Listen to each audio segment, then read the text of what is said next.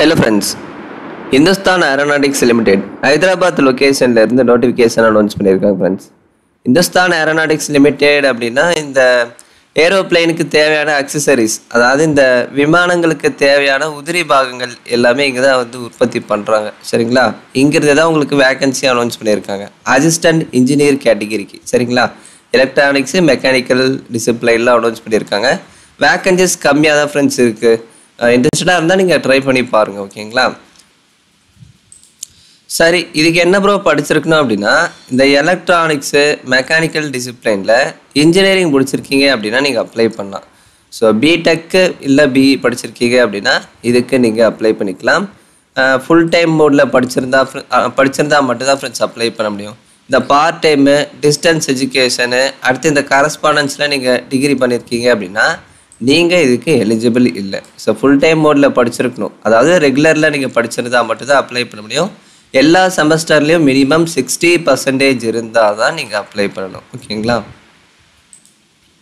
அடுத்து இதுக்கான age limit, நீங்கள் ஜென்ரல் கேட்டகிரியாக இருக்கீங்க அப்படின்னா மேக்ஸிமம் 35 வயது வரை நீங்கள் அப்ளை பண்ணிக்கலாம் அப்படின்னு சொல்கிறாங்க. நீங்கள் யூஆர் ஓபிசி இடபிள்யூஎஸ் கேட்டகிரியாக இருந்து ஜென்ரலில் அப்ளை பண்ணுறீங்க அப்படின்னா உங்களுக்கு ஏஜ் ரிலாக்ஸேஷன் இல்லை. அதாவது எஸ்சி எஸ்டி இடபிள்யூஎஸ் கேட்டகிரியாக இருந்து இவ்வாறுக்கு நீங்கள் அப்ளை பண்ணுறீங்க அப்படின்னா உங்களுக்கு இதில் ஏஜ் ரிலாக்ஸேஷன் கிடையாது. ஓகேங்களா? ஸோ ஓபிசி கேட்டகிரிக்கு ஏஜ் ரிலாக்ஸேஷன் இருக்குது ஃப்ரெண்ட்ஸ். 35க்கு மேலே ஏஜ் பார் ஆகிடுச்சு அப்படின்னா ரிலாக்ஸேஷன் 3 இயர்ஸ் கொடுத்துருக்காங்க. அதே மாதிரி டிசபிலிட்டிக்கு 10 இயர்ஸ் இருக்குது. ஸோ அடுத்து சேலரி எவ்வளோ ப்ரோ இருக்கும் அப்படின்னா 30 லேக்லேருந்து 1,20,000 வரையும் சேலரி இருக்குது ஃப்ரெண்ட்ஸ். இது வந்து பேசிக் தான். 30,000 வந்து பேசிக்கு. அது போக பாருங்கள் dearness allowance, company accommodation, house rent allowance, so தங்கிறதுக்கு ரூமு, ஃபுட்டு இது எல்லாமே ஃப்ரீ தான். மெடிக்கல் ஃபெசிலிட்டி, கிராட்டிவிட்டி, இந்த மாதிரி ஏகப்பட்ட அலவன்ஸ் இருக்குது ஃப்ரெண்ட்ஸ். இது வந்து ரெகுலர் போஸ்டிங் தான் ஃப்ரெண்ட்ஸ். டெம்பரரி கான்ட்ராக்ட் அந்த மாதிரிலாம் இல்லை, ரெகுலர் தான். உங்களுக்கு ட்ரைனிங் இருக்கும். அந்த ட்ரைனிங்கை முடிச்சிட்டிங்க அப்படின்னா 30,000 சேலரி. 30,000 சேலரி போக உங்களுக்கு கவர்மெண்ட் அலவன்ஸ் எல்லாமே வந்து கொடுத்துருக்காங்க. ஸோ இன்ட்ரெஸ்டடாக இருக்கீங்க அப்படின்னா நீங்கள் கண்டிப்பாக ட்ரை பண்ணுங்கள். சரி இப்போ இதுக்கு எப்படி அப்ளை பண்ணுறது அப்படின்னா www.hilindia.co.in இந்த வெப்சைட்டில் இந்த பிடிஎஃப் இருக்கும். சரிங்களா? இந்த பிடிஎஃப் டெலிகிராம் சேனலில் கொடுத்துருக்கேன், அதில் நீங்கள் டவுன்லோட் பண்ணிக்கோங்க. அப்ளிகேஷன் ஃபார்ம் பார்த்தீங்க அப்படின்னா இந்த நோட்டிஃபிகேஷனோட கடைசி பேஜில் இருக்கும் ஃப்ரெண்ட்ஸ். அதை நீங்கள் A4 ஷீட்டில் பிரிண்ட் எடுத்து அதில் கேட்டிருக்க டீட்டெயில்ஸ் எல்லாமே உங்கள் கையில் ஃபில் பண்ணி தேவைப்படுற டாக்குமெண்ட்ஸ் எல்லாமே செல்ஃப் அட்டஸ்டட் ஜெராக்ஸ் நீங்கள் அட்டாச் பண்ணி இந்த அட்ரஸ்க்கு கீழே கொடுத்துருக்காங்க இல்லையா, ஸோ இந்த அட்ரஸ்க்கு May 8க்குள்ளே நீங்கள் சென்ட் பண்ணிடணும் அப்படின்னு சொல்கிறாங்க. ஸ்பீட் போஸ்ட்டு, ரிஜிஸ்டர் போஸ்ட்டு இல்லை ஆர்டினரி போஸ்ட் மூலிமா நீங்கள் சென்ட் பண்ணிக்கலாம். ஃபேக்ஸு, இமெயில் ஐடி மூலிமா நீங்கள் சென்ட் பண்ணீங்க அப்படின்னா அப்ளிகேஷனை வந்து ரிஜெக்ட் பண்ணிடுவாங்க. ஆர்டினரி, ஸ்பீடு இல்லை ரிஜிஸ்டர் போஸ்ட் மூலிமா நீங்கள் சென்ட் பண்ணிக்கலாம். இல்லை அப்படின்னா கொரியர் மூலிமா கூட நீங்கள் சென்ட் பண்ணிக்கலாம். ஸோ அதே மாதிரி அப்ளிகேஷன் ஃபீஸ் இருக்குது ஃப்ரெண்ட்ஸ். 500 நீங்கள் பே பண்ணுற மாதிரி இருக்கும். நான் ரிஃபண்டபிள் அப்ளிகேஷன் ஃபீஸ் 500 இருக்கும்.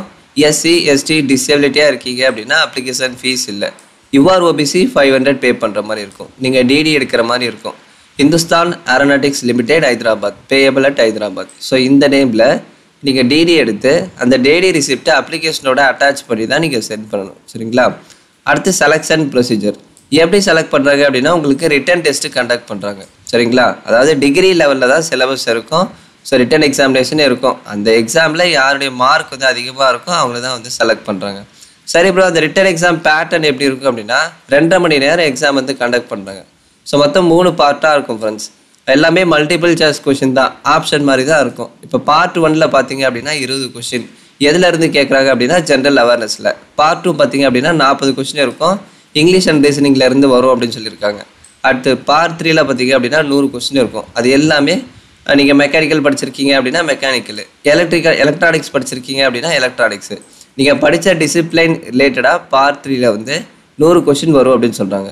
ஒரு கொஷனுக்கு 1 மார்க். இதில் நெகட்டிவ் மார்க்கிங்லாம் இல்லை. நீங்கள் தப்பாக ஆன்சர் பண்ணால் கூட மார்க் வந்து குறைக்க மாட்டாங்க. சரிங்களா?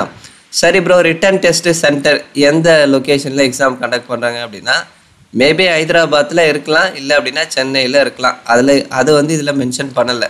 ஸோ ரிட்டன் டெஸ்ட்டுக்கான அட்மிட் கார்டு அப்டேட் வரும்போது நான் இன்ஃபார்ம் பண்ணுறேன் ஃப்ரெண்ட்ஸ். இந்த எக்ஸாம் டேட்டு, டைமிங்கு, சென்டரு இது எல்லாமே அட்மிட் கார்டில் நாங்கள் மென்ஷன் பண்ணுவோம் அப்படின்னு சொல்லியிருக்காங்க. Admit card will be sent by email only. அதாவது நீங்கள் அப்ளிகேஷன் ஃபில் பண்ணுறப்ப இமெயில் ஐடி வந்து நீங்கள் மென்ஷன் பண்ணுற மாதிரி இருக்கும். நீங்கள் எந்த இமெயில் ஐடி மென்ஷன் பண்ணுறீங்களோ அதுக்கு தான் வந்து அட்மிட் கார்டு வந்து சென்ட் பண்ணுவாங்க. வெப்சைட்லேயே வந்து அப்டேட் பண்ணுவாங்க. அதே மாதிரி உங்கள் அட்மிட் கார்டு பார்த்தீங்க அப்படின்னா அட்மிட் கார்டு டவுன்லோட் பண்ணுறதுக்கான லிங்க் இமெயில் ஐடி மூலியமாகவும் சென்ட் பண்ணுவோம் அப்படின்னு சொல்லியிருக்காங்க. அதாவது இமெயில் ஒன்லி அப்படின்னு சொல்லியிருக்காங்க. ஸோ அப்ளிகேஷனில் உங்கள் இமெயில் வந்து கரெக்டாக ஃபில் பண்ணுங்கள். அதுக்கு தான் வந்து அட்மிட் கார்டு வந்து சென்ட் பண்ணுவாங்க. அதே மாதிரி எக்ஸாம் போகிறப்ப ஒரிஜினல் கவர்மெண்ட் ஐடி வந்து நீங்கள் எடுத்துகிட்டு போகணும். இந்த அட்மிட் கார்டு இருக்கு இல்லையா, ஸோ எக்ஸாம் அட்மிட் கார்டு அது போக ஏதாவது ஒரு original government ID, PAN card, Aadhaar card, driving licence எது இருக்கோ அதை மறக்காமல் நீங்கள் எடுத்துகிட்டு போங்க ஃப்ரெண்ட்ஸ்.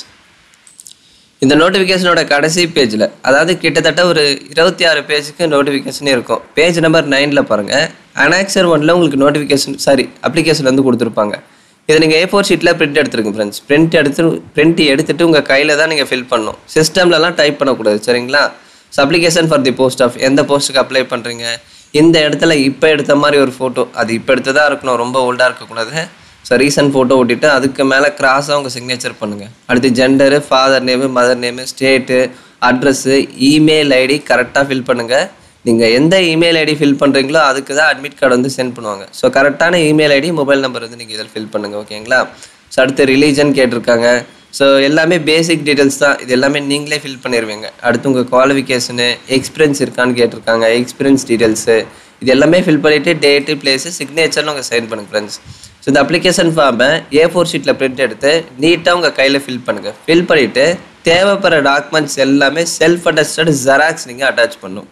உதாரணத்துக்கு 10th மார்க் ஷீட்டு, டிசி, அடுத்து community certificate, Aadhaar card, experience certificate, இந்த மாதிரி தேவைப்படுற டாக்குமெண்ட்ஸ் எல்லாமே ஜெராக்ஸ் தான் அட்டாச் பண்ணணும்.